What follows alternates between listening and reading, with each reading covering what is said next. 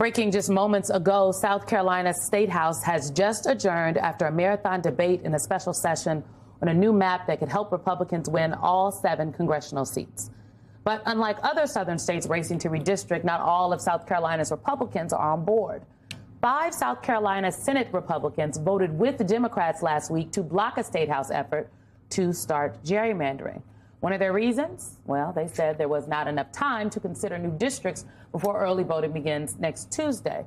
Republicans are also concerned that eliminating Jim Clyburn's seat could backfire, increasing the risk that they could lose a seat elsewhere. That is an argument Mr. Clyburn himself made. And we're going to have the congressman on soon tomorrow, to talk about that. But to your point, Simone, I want to put up for folks so they understand the state of play and why the timing here is so important and relevant. And suspect. And yes, exactly. Self-imposed deadline of May 26, which is next Tuesday, to get through the House and the Senate.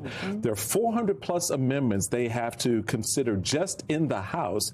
Now, if you pass House by end of the day, Wednesday, you won't get to the Senate floor until Friday at a minimum. And guess what's coming up this weekend? It's Memorial Day. So the clock is working against the effort here, which actually could be, Alicia, you think a little saving grace for Republicans or no? I am taken by how much chaos there is in the process. What we should want is for voters to be able to participate, sort of big picture, right? And so they have already done everything they can to make it more difficult to vote. They have more difficult for people to participate. And this is just the latest iteration thereof to speak to what it means for voters, to say nothing of what it means for voters in the broader sense of actually having the representation that they deserve. I wonder, Simone, because I feel like you were tracking this the most closely out of all of us, where you think South Carolina plays relative to all the other southern states. Look, I think, first of all, South Carolina, the Port of Charleston, Clyburn, come on, they have Clyburn, but the Port of Charleston, more enslaved black people came through the Port of Charleston than any other place in this country. Okay, so South Carolina has a very rich history when it comes to the tapestry of this country and who we say we are and who we want to be.